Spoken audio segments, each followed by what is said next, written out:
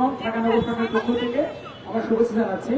বন্ধুরা, আপনারা জানেন আমরা যে দাবিতে এখানে এসে দাঁড়িয়েছি, আপনারা জানেন দীর্ঘ 15-16 বছরের যে দুঃশাসন, সেই দুঃশাসনের পরে এই সময় বাংলাদেশের মানুষের মধ্যে একটা নতুন আকাঙ্ক্ষা, একটা নতুন ধরনের বাংলাদেশ, গণতান্ত্রিক বাংলাদেশ নির্মাণের চিন্তা মানুষের মধ্যে, এখানে ছাত্রদের মধ্যে এসেছে।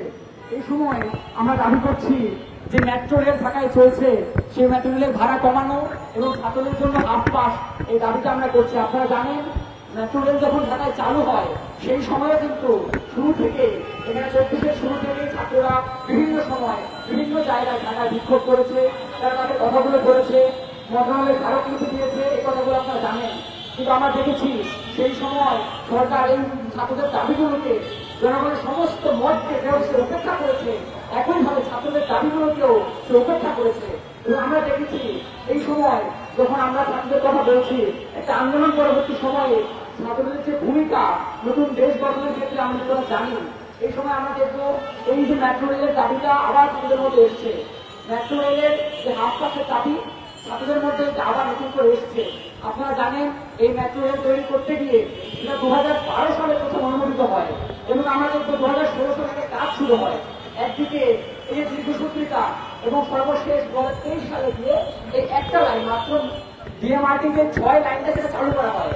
আপনারা জানেন যে গত 13 বছরে মাত্র মেট্রো রেল 6টা লাইনের মধ্যে একটা লাইনের কাজ শেষ হয়েছে।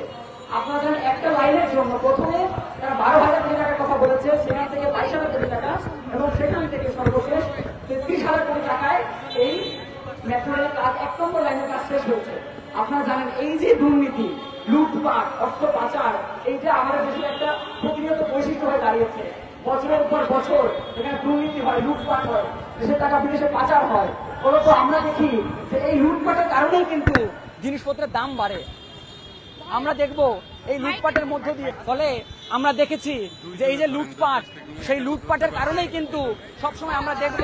ফলে আপনারা জানেন যে এই সময় আমরা দেখেছি যখনই দাম বাড়ছে তখন সরকার বিভিন্ন কিছু বলেছিল যে বিদেশি ব্যাপার, জ্বালানি খাতের সংকট, বিভিন্ন কথা আমরা শুনেছি।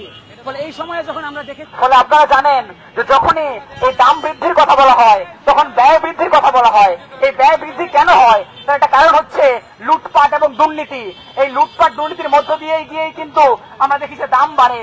আমরা দেখেছি প্রদেশে টোল বাড়ছিল, এই টোল বাড়তে গিয়েই কিন্তু এইভাবে করে এখানকার দাম বাড়ানো হয়। ফলে মেট্রো রেলের যে ভাড়া, সেই ভাড়ার মধ্যে আমরা দেখব এখানে সর্বনিম্ন 20 টাকা এবং সর্বোচ্চ এখানে 100 টাকা ভাড়া করা হয়েছে।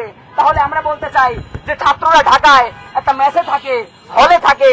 আপনারা জানেন কি দুঃসহ সেই সময়গুলো ঢাকায় ছাত্ররা যে মেসে থাকে, আপনারা জানেন শুধুমাত্র এই ডিম, ডাল এবং সামান্য ফার্মের মুরগি খেয়ে তাদের সময় কাটে, জীবন কাটে, এর মধ্যে তারা পড়াশোনা করে। তাহলে এই সময় 100 টাকার ভাড়া পোষানো, দিনে যদি আমাকে কোথাও 2 বার যেতে হয় তাহলে 200 টাকার ভাড়া, এটা কি সম্ভব ছাত্রদের জন্য? ফলে আমরা বলেছিলাম ভাড়া কমানো এবং ছাত্রদের জন্য হাফ পাস করার কথাটা। ফলে এই সময় আমরা নতুন যে সরকার এসছে, অন্তর্বর্তীকালীন সরকার, একটা গণ আন্দোলনের মধ্য দিয়ে দায়িত্বে আসা সরকার, আমরা মনে করি এই ছাত্রদের আন্দোলনের মধ্য দিয়ে যে সরকার ক্ষমতায় এসছে সেই সরকারের উপর জনগণের দায় থাকে, জনগণের উপর তার অধিকার বর্তায়। ফলে ছাত্রদের কথা বিবেচনা করতে গিয়ে আমরা বলেছিলাম এই যে ভাড়া তাকে কমানো। পাশের বিভিন্ন দেশ, ভারত, পাকিস্তানে আমরা যদি দেখি তাহলে আমরা দেখবো সেখানে ভাড়া সর্বনিম্ন 2 টাকা, 3 টাকা, 5 টাকা হয়, কিন্তু এখানে আমরা দেখছি 20 টাকা। অর্থাৎ আপনি শাহবাগ থেকে কারণ বাজার গেলেন, সেখানে আপনাকে 20 টাকা ভাড়া গুনতে হচ্ছে। আপনি প্রেস ক্লাব থেকে টিএসসি গেলেও আপনাকে 20 টাকা ভাড়া গুনতে হবে। তার মানে আপনি মেট্রো রেলে উঠে নামলেই আপনাকে 20 টাকা দিতে হচ্ছে। তাহলে এই ভাড়া কমানোর কথা এবং এই যে ছাত্রদের জন্য হাফ পাসের কথা, সেই কথাগুলো আমরা বলছি।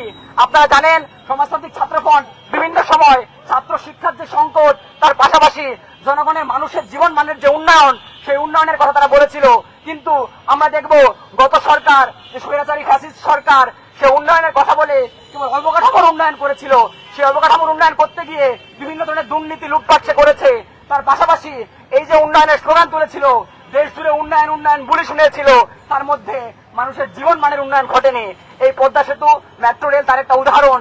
আমরা বলতে চাই জনগণের জন্য হওয়া উচিত যে কোনো কাজ, যে কোনো প্রকল্প ছাত্র বান্ধব হওয়া উচিত। সেই জায়গা থেকে আজকে আমরা এখানে দাঁড়িয়েছি।